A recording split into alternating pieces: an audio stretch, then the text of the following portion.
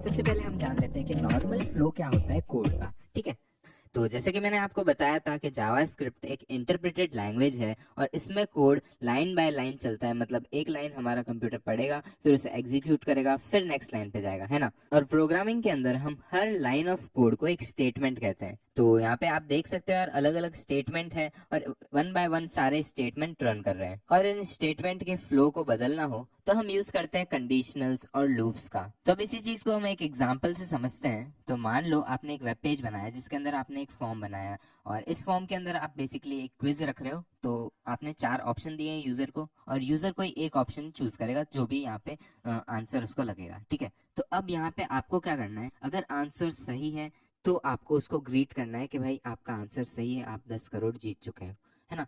तो इस चीज के लिए हम कंडीशनल्स का यूज कर सकते हैं। तो यहाँ पे आप कंडीशन लगाओगे कि if answer is equal equal to जो भी आपका आंसर है, तो आप यहाँ पे ग्रीट करोगे। नहीं तो हम यूज करेंगे एल्स का और उसके अंदर हम लिखेंगे जो भी हमको ग्रीट करना होगा। मतलब बेसिकली आपका आंसर गलत था और आप इस राउंड से बाहर हो, तो ये चीज हम एल्स के अंदर लिख रहे होंगे। इफ एल्स स्टेटमेंट्स को ही हम कंडीशनल स्टेटमेंट्स कहते हैं। तो चलिए एक बार सिंटैक्स देखते हैं हम इफ एल्स स्टेटमेंट का। तो यहाँ पे आप देख सकते हो कुछ ऐसा सा आपका सिंटैक्स दिख रहा होगा, या जहाँ पे हमने सबसे पहले लिखा है इफ और फिर हमने एक कंडीशन लिखी है। अब कंडीशन में यहाँ पे कुछ भी हो सकता है, बट यहाँ पे हम कंपैरिजन ऑपरेटर्स का यूज करेंगे और फिर पता लगाओ कि वो चीज ट्रू है या फॉल्स है। तो बेसिकली एक बुलियन वैल्यू यहाँ पे रिटर्न होनी चाहिए आपके जो भी कंडीशन आप लगा रहे हो उसमें से। ठीक है, तो एग्जाम्पल के तौर पे आप ये रख सकते हो कि जैसे मान लो आपने पूछा है 5 into 2 क्या होता है, तो यहाँ पे आप आंसर में लिखोगे कि answer is equal equal to 10, तो आगे वो बढ़ेगा, नहीं तो नहीं बढ़ेगा। तो बेसिकली यार अगर हमारा आंसर सही है तो वो आगे बढ़ेगा और उस स्टेटमेंट को जो कि इफ ब्लॉक के अंदर है उसे एग्जीक्यूट कर देगा। नेक्स्ट हमारा फिर एल्स ब्लॉक में जाएगा अगर हमारा आंसर सही नहीं होगा तो, और उसके बाद में एल्स ब्लॉक के अंदर जो भी आपने कोड लिखा है वो एग्जीक्यूट हो जाएगा। ठीक है, तो बेसिकली यार यहाँ पे हम एक प्रोग्राम बना रहे हैं जिसके अंदर हम यूजर से टाइम लेंगे और टाइम लेने के बाद में जो भी हमारा टाइम होगा तो उस हिसाब से हम ग्रीट करेंगे उसके गुड मॉर्निंग या गुड इवनिंग। ठीक है, तो सबसे पहले हम स्क्रिप्ट टैग का यहाँ पे यूज करते हैं और फिर मैंने यहाँ पे एक वेरिएबल बनाया टाइम। ठीक है, अब इस वेरिएबल के अंदर मैं टाइम ले रहा हूँ। अब लेंगे कैसे टाइम, तो बेसिकली उसके लिए हम एक फंक्शन का यूज करते हैं। ये एक प्री डिफाइंड फंक्शन है जिसका नाम है प्रॉम्प्ट। अब आगे मैं चल के बताऊंगा कि फंक्शन क्या होते हैं और कैसे हम फंक्शंस बना सकते हैं, लेकिन ये एक प्री डिफाइंड फंक्शन है जिसका मतलब है कि ये पहले से हमको बना हुआ मिलता है। हमको यहाँ पे सिर्फ इसको यूज करना होता है और इससे एक पॉपअप शो होता है हमारे वेब पेज के अंदर और उसमें यूजर जो भी इनपुट टाइप करेगा वो इस टाइम वेरिएबल के अंदर स्टोर हो जाएगा। ठीक है, तो फटाफट से मैं प्रॉम्प्ट लिखता हूँ और प्रॉम्प्ट के अंदर हमको एक मैसेज लिखना होता है। तो ये मैसेज हमारे यूजर को डिस्प्ले होगा। तो मैं यहाँ पे लिख रहा हूँ हे व्हाट्स द टाइम। ठीक है, तो बेसिकली इसके अंदर वो टाइम लिखेगा। अब चलते हैं आगे और अब हम लिखते हैं इफ एल्स स्टेटमेंट। तो इफ स्टेटमेंट में हम टाइम को चेक कर रहे होंगे, तो बेसिकली हम चेक करेंगे कि टाइम अगर ज्यादा होगा 5 से और साथ में टाइम अगर छोटा है 17 से, तो बेसिकली अगर 5 से बड़ा या 17 से छोटा अगर हुआ तो हम एक इफ ब्लॉक के अंदर स्टेटमेंट लिख देंगे जिसके अंदर हम यहाँ पे अलर्ट कराएंगे। और अलर्ट क्या है, तो अलर्ट भी एक फंक्शन है जिसका हम यूज करते हैं और इससे यूजर को प्रॉम्प्ट जैसे ही होता है ये, बट इसमें सिर्फ यूजर को मैसेज मिल रहा होता है, इसमें इनपुट कुछ नहीं लेते हैं। तो इससे हम मैसेज देंगे यूजर को कि गुड मॉर्निंग। ठीक है, अब इसके बाद में हम एल्स स्टेटमेंट का यूज करेंगे और एल्स स्टेटमेंट के अंदर भी मैं अलर्ट लगा रहा हूँ और अगर ये टाइम 5 to 17 के बीच में नहीं है तो हम यहाँ पे अलर्ट डाल देंगे गुड इवनिंग। ठीक है, तो एक बार इसको रन करके देख लेते हैं। तो मैंने इसको सेव किया और ब्राउजर में चलते हैं और जैसे ही मैं इसको रिफ्रेश करता हूँ यहाँ पे देख सकते हो हे व्हाट्स द टाइम आ रहा है। अब इसके अंदर बेसिकली मेरे को टाइम देना है, तो मैं यहाँ पे अगर 4 देता हूँ और एंटर करते हैं तो ये बोल रहा है गुड इवनिंग। ठीक है, अब फिर से रिफ्रेश करते हैं और टाइम देते हैं यहाँ पे 9 और एंटर करते हैं तो यहाँ पे आप देख सकते हो आ रहा है गुड मॉर्निंग। अब अगर मैं इसके अंदर कैंसिल दबा दूं तो क्या होगा, तो बेसिकली यार हमारा ये जो टाइम वेरिएबल है इसके अंदर जो प्रॉम्प्ट वैल्यू देगा वो होगी अनडिफाइंड। अब मैंने आपको बताया कि जो भी हमारी वैल्यूज होती है जैसे कि अनडिफाइंड, नल या फिर एम्प्टी स्ट्रिंग, ये सारी फॉल्स ही कहलाती है। तो क्योंकि वो फॉल्स है तो वो इफ ब्लॉक एग्जीक्यूट नहीं होगा, वो सीधा एल्स में जाएगा और फिर गुड इवनिंग दे देगा। ठीक है, तो कैंसिल दबाते हैं और यहाँ पे आप देख सकते हो गुड इवनिंग मैसेज हमारा आ रहा है। तो चलिए अब हम इसी प्रोग्राम के अंदर एल्स इफ का यूज करके देखते हैं। तो बेसिकली यार यहाँ पे मैंने गुड मॉर्निंग और गुड इवनिंग लिखा है, तो थोड़ी और ग्रीटिंग्स डाल देते हैं अलग अलग टाइम के हिसाब से। तो मैं इसी को थोड़ा सा एडिट कर देता हूँ। तो यहाँ पे मैंने एल्स इफ स्टेटमेंट लगाया है और एल्स इफ के अंदर हम टाइम लिख रहे हैं कि अगर वो टाइम 12 से ज्यादा हुआ, तो पहले आप देख सकते हो यहाँ मैंने 17 लिखा था जिसको मैंने चेंज करके यहाँ 12 कर दिया है। तो 5 to 12 अगर होगा तो गुड मॉर्निंग ग्रीट करेगा, और अगर 12 to 17 होगा तो यहाँ पे हमको गुड आफ्टरनून ग्रीट करेगा। और उसके बाद में हम एक और एल्स इफ डाल देंगे। तो बेसिकली गुड इवनिंग का जो था उसके अंदर हम टाइम डाल देते हैं। तो 17 to अगर 21 टाइम अगर आया तो हमारा गुड इवनिंग ग्रीट करेगा। और लास्ट में हम एल्स ब्लॉक के अंदर डाल देंगे गुड नाइट। ठीक है, तो एक बार इसको सेव करके रन करके एक बार मैं आपको दिखाता हूँ। तो यहाँ पे आप देख सकते हो टाइम पूछ रहा है, अगर मैं टाइम डालता हूँ 5 o'clock तो आप देख सकते हो गुड नाइट आ रहा है ना। और अगर मैं इसको रिफ्रेश करके डालू 6, तो जैसे ही मैंने 6 किया आप देख सकते हो गुड मॉर्निंग हमको ग्रीट कर रहा है। अब जैसा कि आप यहाँ पे देख सकते हो 5 to 12 हमारा गुड मॉर्निंग ग्रीट करेगा। तो बेसिकली यार 6, 7, 8, 9, 10, 11, 12 तक ये हमको ग्रीट करेगा गुड मॉर्निंग। तो 13 डाल के देखते हैं। तो जैसे ही 13 डाला हमारा गुड आफ्टरनून ग्रीट कर रहा है। तो ये एल्स इफ ब्लॉक के अंदर चला गया। उसके बाद में एल्स इफ नेक्स्ट वाला अगर एग्जीक्यूट करवाना है तो हमको 17 to 21 के बीच में कुछ डालना पड़ेगा। तो मैं 18 डाल के देखता हूँ। तो जैसे ही हम 18 डालेंगे तो आप देख सकते हो गुड इवनिंग आ रहा है। और अगर हम 21 से बड़ा कुछ भी डालेंगे या फिर 1, 2, 3, 4 कुछ भी डाल दे, तो जैसे कि रात की 2 बजी है तो हम यहाँ पे देख सकते हैं गुड नाइट हमको ग्रीट कर रहा है। तो बस यार कुछ इस तरह से हम कंडीशनल्स का यूज करते हैं। तो बस यार इस वीडियो को यही समाप्त करते हैं। और आज के इस वीडियो में हम बात करने वाले हैं स्विच स्टेटमेंट्स के बारे में।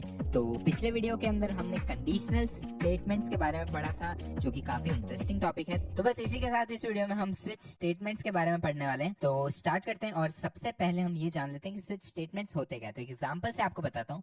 तो स्विच स्टेटमेंट्स नाम से आपको पता चल रहा होगा कुछ कुछ यहाँ पे स्विच जैसी चीज यूज हो रही है। तो मान लो आपके सामने 10 स्विच रखे हैं, ठीक है। अब सारे स्विच अलग अलग चीजों के हैं और इसमें आपको सबसे पहले बोला है कि ट्यूबलाइट का स्विच चालू करो। तो अब आप क्या करोगे, आप सबसे पहले स्विच को देखोगे और इस स्विच के ऊपर लेबल लगा हुआ है। तो आप उस लेबल को पढ़ोगे, क्या ये स्विच उसी चीज का है, मतलब ट्यूबलाइट का है। अगर नहीं है तो आप आगे बढ़ोगे और आप चेक करते जाओगे और जैसे ही आपको ट्यूबलाइट का स्विच मिला आप उसे चालू कर दोगे, है ना। तो कुछ इस तरह से आपका ब्रेन वर्क करता है। बस सिमिलरली आप उस प्रोग्राम में भी कुछ इस तरीके से यहाँ पे कोड लिखोगे। तो यहाँ पे स्विच स्टेटमेंट का सिंटैक्स देख लेते हैं। तो सबसे पहले स्विच स्टेटमेंट के अंदर हम लिखते हैं स्विच, ठीक है। और उसके बाद में हम एक एक्सप्रेशन लगाते हैं। अब एक्सप्रेशन में क्या होगा, तो बेसिकली आप जिस भी वेरिएबल को आप यहाँ पे मूव करवाना चाहते हो, चेक करवाना चाहते हो, वो आप इसमें यूज करोगे।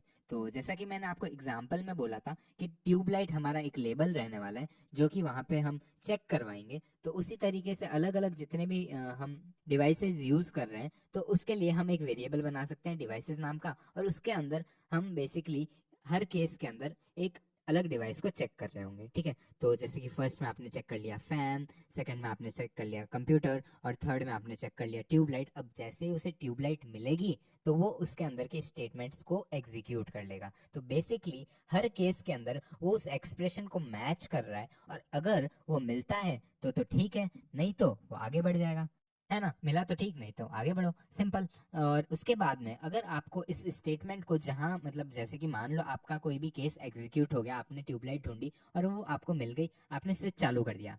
अब यहाँ पे आप एक चीज कर सकते हो, आप ब्रेक कीवर्ड का यूज करके आप उस प्रोग्राम को या फिर उस स्विच स्टेटमेंट को वहीं पे रोक सकते हो।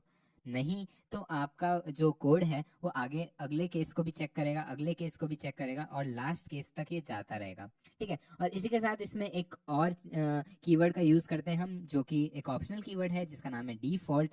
तो ये तब यूज आता है जब मान लो आपका कोई भी केस एग्जीक्यूट नहीं हुआ, वहां वो स्विच अवेलेबल ही नहीं है जो कि आपको चालू करना है। तो उस केस के अंदर आप डिफॉल्ट का यूज करोगे और उसके अंदर जो भी आप स्टेटमेंट लिखने वाले हो वो वहां पे एग्जीक्यूट हो जाएगा। तो कुछ इस तरह से इसका सिंटैक्स होता है। तो अब मैं आपको एक एग्जांपल से बताता हूँ कैसे हम स्विच स्टेटमेंट का यूज करते हैं।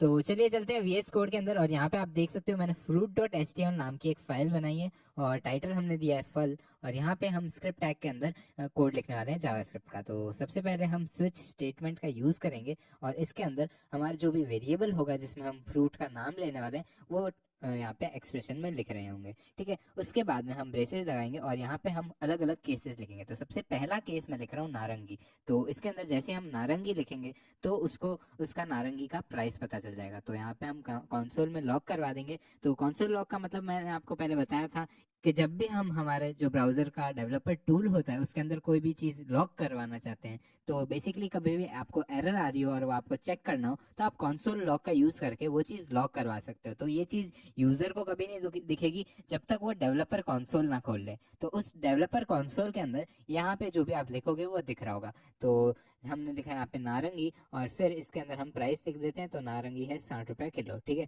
और उसके बाद में आगे चलते हैं नेक्स्ट केस में, तो यहाँ पे मैंने लिखा है सेब, और सेब की प्राइस ले लेते हैं, तो यहाँ पे लिखा है सेब है 180 रुपये किलो, ठीक है। उसके बाद में यहाँ पे मैंने हर स्टेटमेंट के आगे आप देख सकते हो ब्रेक लगाया है, ठीक है। तो ब्रेक से ये होगा कि नारंगी का अगर मैंने प्राइस पूछा तो वो वहीं रुक जाएगा और आगे चेक नहीं करेगा कि अगला केस कौन सा है, वो वहीं पे ब्रेक हो जाएगा। अगर हम ब्रेक स्टेटमेंट का यूज़ ना करें तो वो आगे भी चेक करता रहेगा, ठीक है। फिर हम नेक्स्ट केस डालते हैं केले, तो केले का यहाँ पे प्राइस डाल दिया, फिर से हमने ब्रेक लगा दिया, और उसके बाद में नेक्स्ट केस में मैंने लिखा है अमरूद, और फिर अमरूद का प्राइस लिख दिया है, और फिर नेक्स्ट हमने लगाया आम, तो यहाँ पे हमने लिखा है आम का प्राइस। फिर लास्ट मैंने लिखा है पपीता, तो उसके अंदर हमने लिखा है पपीते का प्राइस, और साथ में आम का भी मैंने लगा दिया है। और लास्ट में हम डिफ़ॉल्ट का यूज़ करेंगे, तो बेसिकली आपने कोई ऐसा फ्रूट पूछा जो कि इस लिस्ट में है ही नहीं, तब ये डिफ़ॉल्ट वाला केस रन करेगा, ठीक है। और डिफ़ॉल्ट के अंदर हम एक मैसेज डाल रहे हैं, तो बेसिकली यहाँ पे मैंने लिखा है कि फ्रूट टाइप आज खत्म हो गया, कल आएगा। तो जो भी फ्रूट यूजर पूछेगा वो का वो यहाँ पे नेम आ जाएगा, और उसके आगे टेक्स्ट आ जाएगा कि आज खत्म हो गया, कल आएगा। तो यहाँ पे आप देख सकते हो ये कोड थोड़ा सा अलग आपको दिख रहा होगा। तो बेसिकली हम यहाँ पे $साइन और कर्ली ब्रेसेस का यूज करके उसके अंदर अगर हम हमारा वेरिएबल का नाम लिखते हैं तो उससे बेसिकली हमको कॉन्कैटिनेट नहीं करना पड़ता है।